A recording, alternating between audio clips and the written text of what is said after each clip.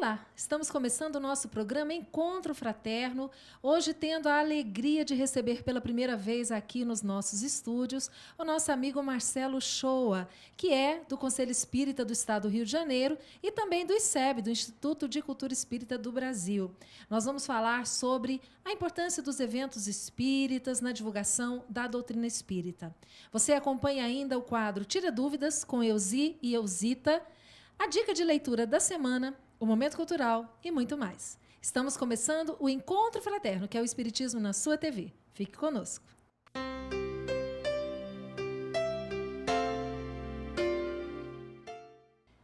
Hoje, então, nós estamos muito felizes porque temos aqui ao nosso lado o nosso amigo Marcelo. Marcelo, bem-vindo a Goiânia, bem-vindo ao programa Encontro Fraterno. Estou entre amigos, me sinto entre amigos, é um prazer estar aqui no seu programa. E o Marcelo realmente é um amigo já de muito tempo, que está conosco aqui em Goiânia durante o Carnaval, né, Marcelo? Marcelo e a Regina, eles vêm, sempre estão colaborando conosco na transmissão de eventos. E eu queria começar falando sobre isso, Marcelo. Como é que você avalia a importância de eventos como os congressos que são realizados aí pelo Brasil afora na divulgação do Espiritismo? Como sendo de suma importância. Na verdade, Ivana, quando nós começamos um trabalho de Web TV, né, eu sempre cito isso porque acho bem importante. Quando estávamos junto com o professor César Reis, no Instituto Cultura Espírita, para nós montarmos o trabalho de como é que seria, né, o processo de transmissão web, isso para falar da importância da divulgação, né? O professor César Reis confidenciou para a gente um momento em que ele esteve com o Divaldo Franco num congresso, e nesse congresso ele disse assim, olha, mais tarde o Dr. Bezerra de Menezes gostaria de ter conosco. E num data-hora acordado lá entre os dois, o professor César Reis foi até os aposentos, o quarto onde o Divaldo estava, eles então leram uma página do Evangelho, Divaldo pediu para que ele fizesse uma prece, e durante a prece, o professor confidenciou para nós que ele sentiu um cheiro de éter muito forte no quarto do hotel, um barulho de carruagem, né? E aquele barulho cessou e Divaldo, em particular, deu passividade ao Dr. Bezerra de Menezes, que dialogando com o professor César Reis, dentre os vários assuntos, disse no aspecto da divulgação mais ou menos assim: o Espiritismo está na sua quarta fase. A primeira fase foi a fase dos fenômenos. Os fenômenos de Hydesville, todo aquele conjunto de fenômenos que deram origem, inclusive, à segunda fase, que foi a fase da codificação da doutrina espírita. Quer dizer, o professor Denis Arrivaio, né, conhecido por nós por um pseudônimo, Allan Kardec, percebeu que existia muito mais do que simplesmente objeto de entretenimento, porque mesas não têm cérebros para pensar nem nervos para sentir. E aí surgiu a segunda fase da doutrina espírita, que foi a fase da codificação. Depois disso, o Dr. Bezerra de Menezes, em psicofonia particular para o professor César Reis, disse o seguinte: depois dessa fase, a fase da codificação da doutrina, surgiu uma terceira fase, foi a fase da dúvida. Será que é isso mesmo? Hoje não há mais dúvida, estamos na quarta fase, a fase da difusão da doutrina espírita. E disse ele mais: precisamos utilizar os instrumentos de massa na propagação da Boa Nova. Então, atividades como congressos, seminários, entrevistas como essa, que vão por vários canais de comunicação, pela web, por satélite, elas estão, a nós nos parece, altamente alinhadas com uma proposta que é do plano espiritual superior. E que a nós, então, absorvendo essa proposta, nos cabe participar de forma positiva. Então, avalio, né, por minha vez, congressos, seminários, tudo que o movimento espírita promove no sentido de dar luz ao cristianismo, essa luz é, sem dúvida nenhuma, a reencarnação, a gente considera muito positivo. E você falou um aspecto importante, não é? Porque um congresso espírita, por exemplo, que várias federativas organizam, instituições diversas, não somente as federativas, não é? Organizam aí por todo o Brasil, além daquele público presencial que comparece ao evento, existe um grande número de pessoas que acompanham esse evento pela internet. Não é? E eu me recordo, quando nós iniciamos aqui em Goiás o nosso trabalho de transmissão do nosso congresso, isso há 12 anos, quando nós trouxemos a proposta pela primeira vez, as pessoas achavam que era um sonho, não é? Diziam, mas isso é muito difícil. E nós dissemos, não é difícil, não é? Nós podemos fazer. E nós temos observado o quanto o número de pessoas cresce a cada ano. E eu não sei se vocês sabem, mas o Marcelo e a Regina, eles estão conosco aqui em Goiás, em todos os carnavais, no nosso congresso, fazendo a transmissão. Como é que você vê isso, Marcelo? A importância dessa transmissão dos eventos espíritas para que ele alcance um número muito maior de pessoas? A sua pergunta é bem oportuna, né? A gente, na verdade, vem para cá, né? Para Goiás, beber da fonte, porque o Rio de Janeiro ainda é um bebê nesse aspecto, né? A gente está organizando o nosso 3º congresso. Mas o que a gente pode observar, quando a gente olha as estatísticas, né, do Congresso de Goiás, e o último nós tivemos mais de 33 mil ouvintes, espectadores na internet. A gente mede por ponto. Então, você mede um ponto, que seria um ouvinte, potencialmente ali você pode ter uma família inteira assistindo a uma transmissão, mas a gente conta como um só. E nós tivemos, desse ano que passou em Goiás, no Congresso de Goiás, mais de 33 mil espectadores. Quando a gente observa, que a gente olha a análise que o Google faz, né, por pontos específicos no planeta, a gente encontra lugares interessantes como Emirados Árabes, Japão, vários países da Europa. E um dado também bem interessante, porque dos 33 mil ouvintes, quase 8 mil espectadores são do estado de Goiás. Então, são as pessoas que, por motivos que tais, não conseguiram estar presentes no encontro, um encontro que tem mais de 4 mil pessoas, mas quando a gente olha o espectro de abrangência do evento na internet, ele tem um número enorme. E depoimentos, sabe, Ivana, de pessoas que dizem assim, olha, eu estou tetraplégico, sem nenhuma condição de locomoção, mas eu estou aqui bebendo da fonte, eu estou emocionado. Quando, eventualmente, Goiânia chama um expositor como Alberto Almeida, o próprio Haroldo Dutra, e eles fazem colocações assim muito oportunas, muito felizes, e as pessoas estão vivendo problemas familiares graves, e elas estão ali vibrando com aquela palavra, e elas então colocam na ferramenta de chat, ao lado ali da transmissão, o seu depoimento muito feliz, chorosas e ao mesmo tempo felizes, né? Pessoas que dizem assim, eu estou no país XPTO e aqui está 6 graus abaixo de zero, mas meu coração está muito aquecido com a palestra. Então a gente observa assim a dinâmica e a abrangência, mesmo nós que estamos, assim, de certa forma, envolvidos diretamente com o trabalho, a gente ainda não consegue calcular de fato o alcance, a proporção que o trabalho toma. Então, a gente fica mesmo bastante contente, bastante feliz. Nós estamos, então, conversando com o nosso amigo Marcelo Shoa. Nós vamos para um breve intervalo. Antes, você confere a dica de leitura da semana. E nós voltamos daqui a pouquinho. Fique aí.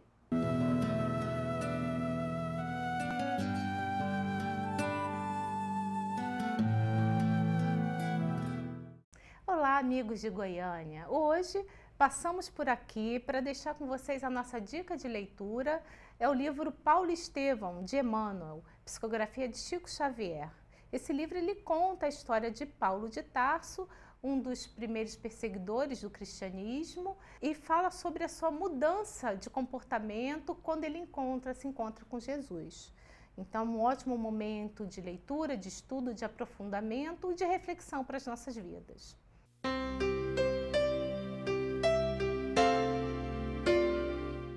Conheça a Lefé, livraria e editora da Federação Espírita do Estado de Goiás. Menores preços, obras selecionadas, conforto e garantia. Facilidade no pagamento, entrega a domicílio. Venha tomar um cafezinho com a gente.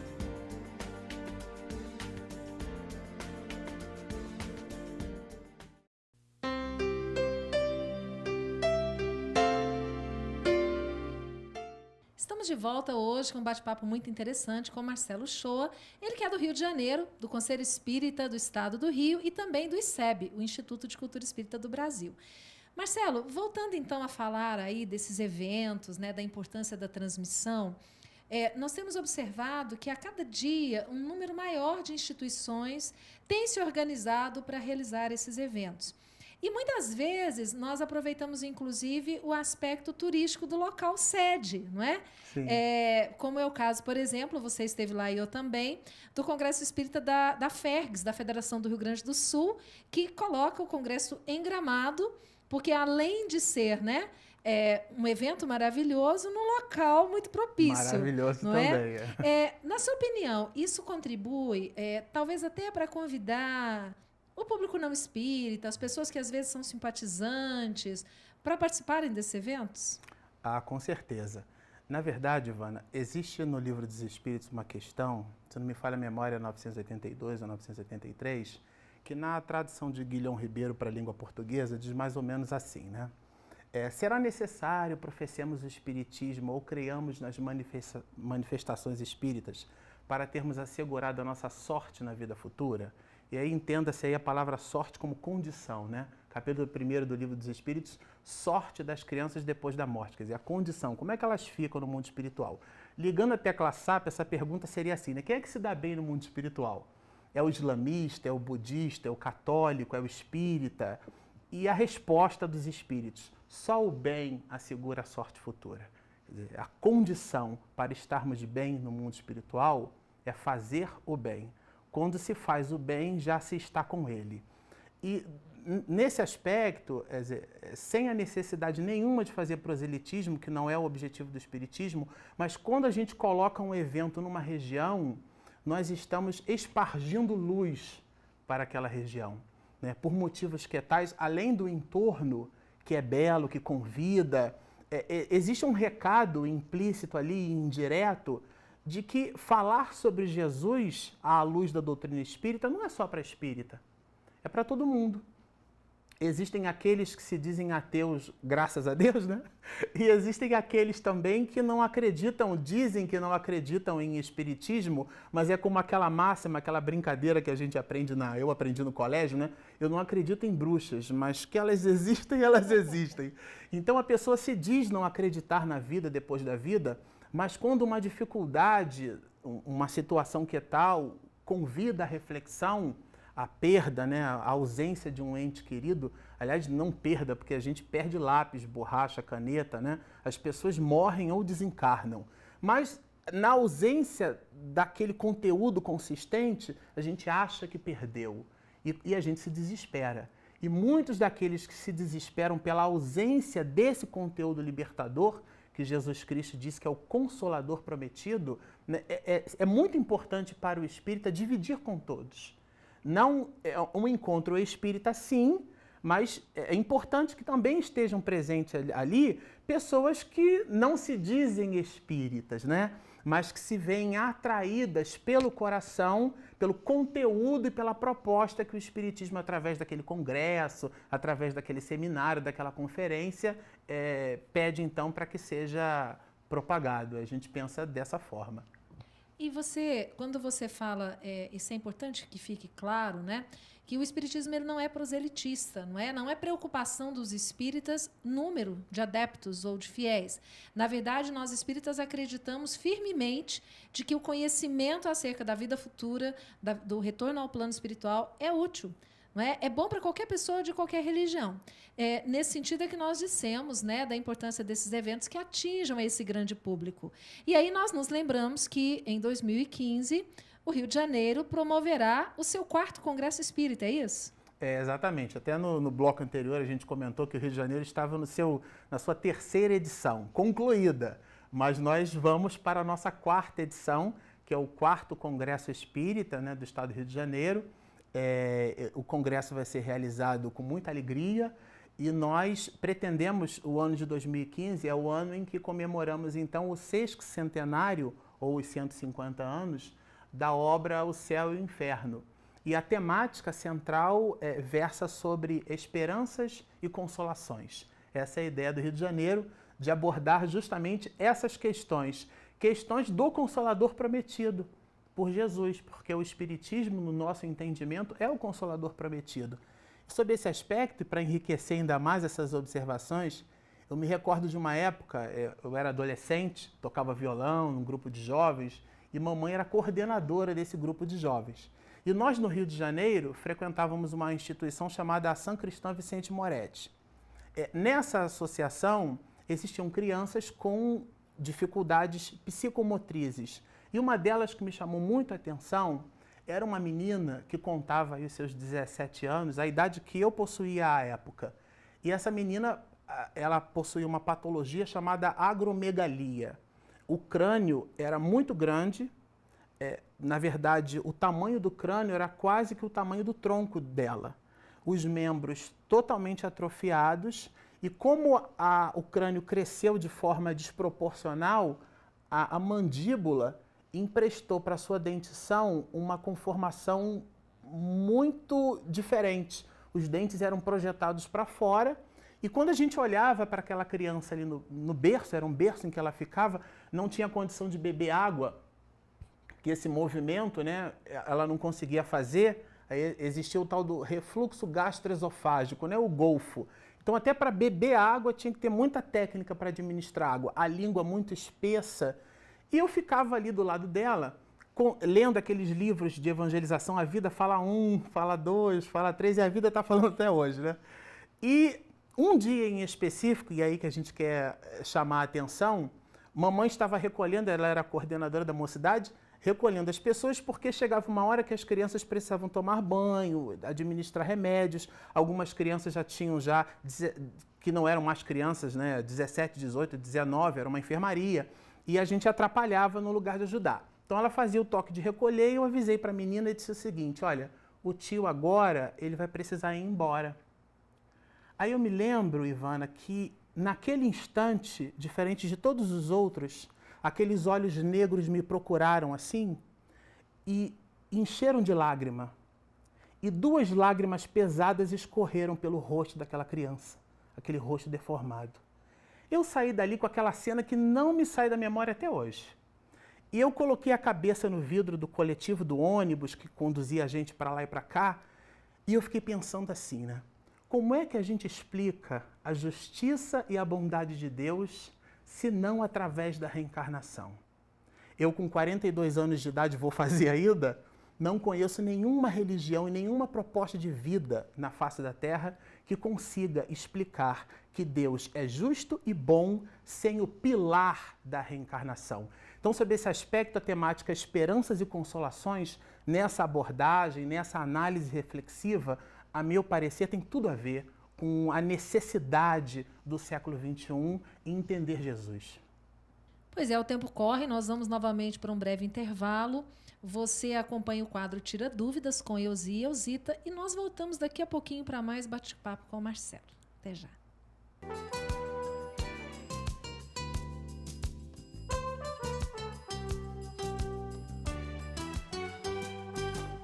Bem-vindos ao Tira Dúvida, do programa Encontro Fraterno. Aqui estamos para responder às suas questões. Nos baseamos num programa Pinga Fogo, levado ao ar em 1972 por Chico Xavier. Este programa abriu as comportas do Brasil inteiro para conhecer a doutrina espírita. Estamos aqui com uma pergunta do nosso telespectador que Euzita irá responder. A pergunta é a seguinte: as deficiências inerentes ao homem explicam-se pela lei de causa e efeito. E nos animais? Como se explicam as anomalias neles existentes? Para o homem, lei de causa e efeito. Para os animais, lei de evolução. Aliás, a lei que preside o crescimento de nós todos, em todos os reinos. Agora, a questão 600 de O Livro dos Espíritos nos esclarece que os animais, assim como os seres humanos, ficam há algum tempo na erraticidade, no plano espiritual, aguardando o momento preciso da sua nova reencarnação. Só que uma duração menor para a alma dos animais. E tem os espíritos que são responsáveis pelo trabalho com esses seres. Os espíritos guardiões que são incumbidos de canalizar a nova reencarnação de um ser animal de acordo com a sua necessidade. Então, aí, no caso de uma deficiência fisiológica, morfológica, nós trabalhamos com a questão do sofrimento-evolução. O animalzinho vai adquirir mais paciência, o animalzinho vai adquirir mais resignação, à medida em que conquista a sua consciência nesses espaços de vida no plano terreno e vida no plano espiritual. Para que você possa conhecer mais, você pode pesquisar um livro fantástico chamado A Questão Espiritual dos Animais, da doutora Irvênia Prada. E Os Animais, Todos os Animais Merecem o Céu, também é um livro do veterinário Marcel Benedetti, que ganhou um concurso literário espírita. E uma informação de ponta para você. Konrad Lorenz, que foi um grande zoólogo suíço, está no plano espiritual responsável por uma colônia que cuida exatamente de trabalhar os animais para as suas próximas reencarnações. E você que está querendo saber mais, veja o endereço aí na nossa telinha, tiradúvidas@fego.org.br. Muito agradecida pela atenção e até a próxima semana.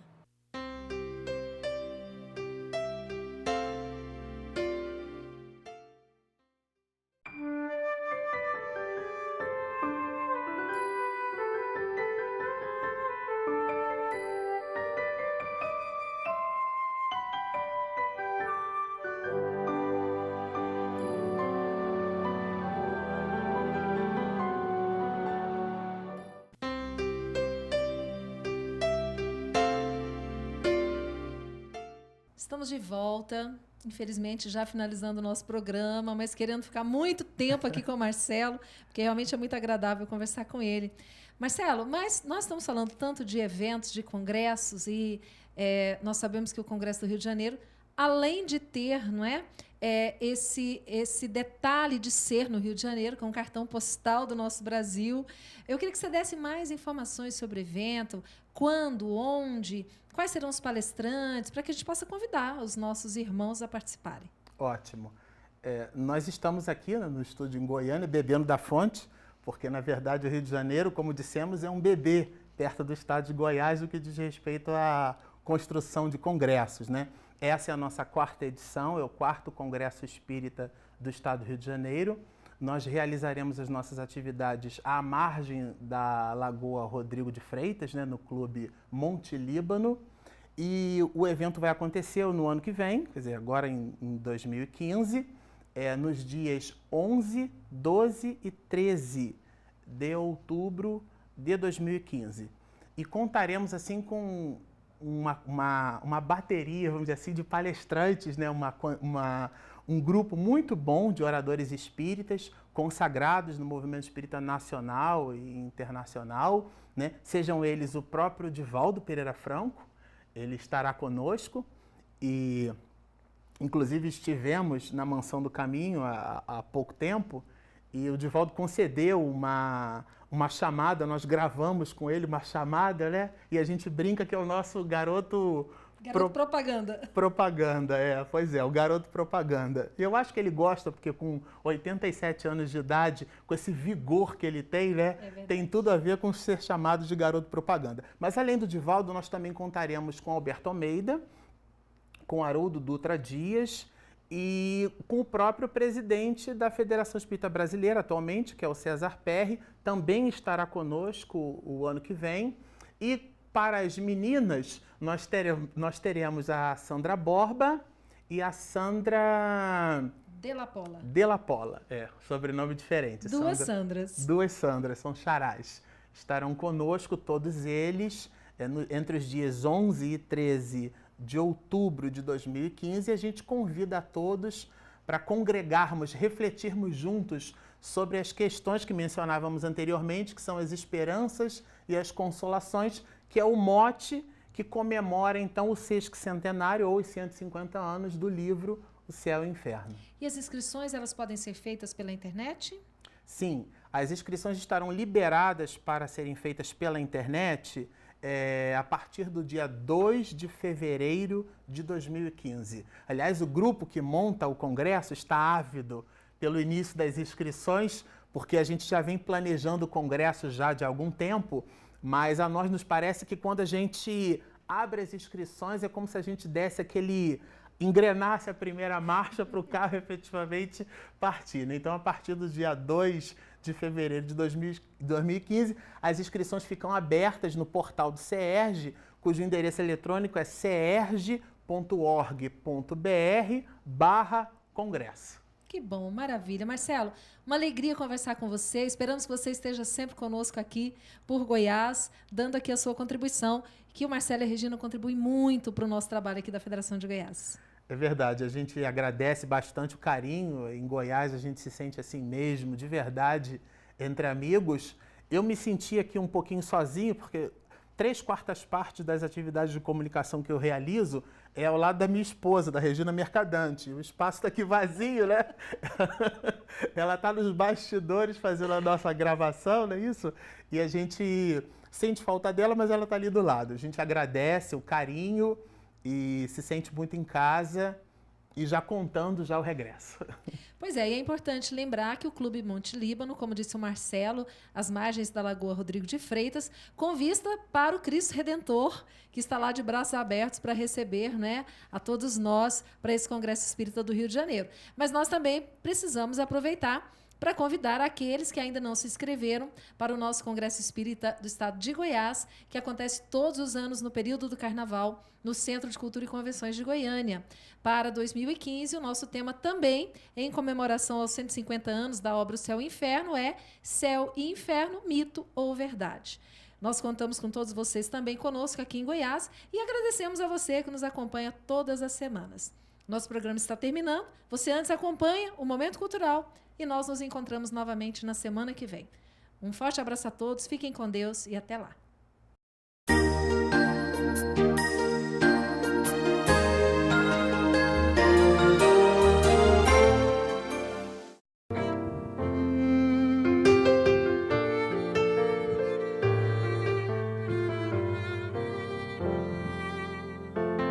Transição global no planeta azul, regeneração pelo amor e paz. Sinta em você a transformação, consciente sol que a bondade faz.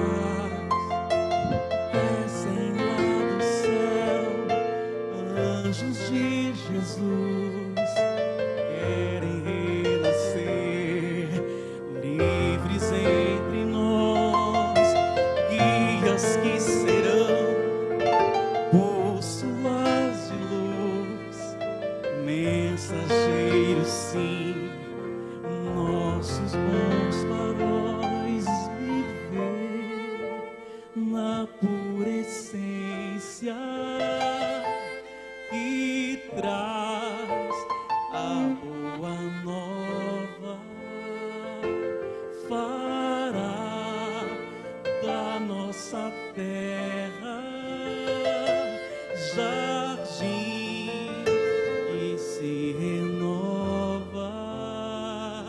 Seja o começo, mude agora, todos unidos, sonho que aflora. Seja o começo, mude agora, todos unidos, sonho que aflora.